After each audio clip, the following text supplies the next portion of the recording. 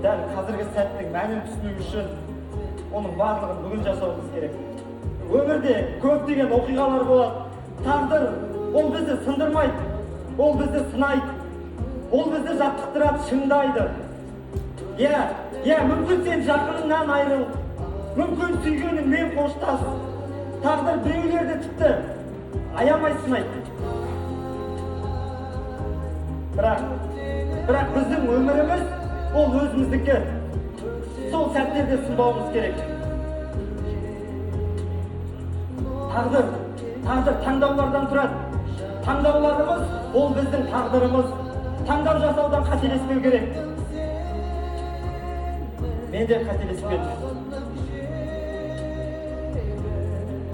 Тағдыр кафесі өмірдің ащысы мен тұщысын, дәмдісі мен ащысын, жақсысы мен жаманын, ағы мен қарасын барлығынан ауыз тиюге болатын жер.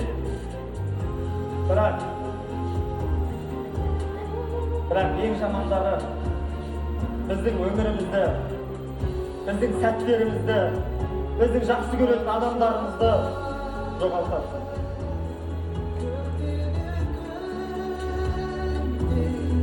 Тағдыр кафесінің есігі сіздер үшін әрдайым ашық.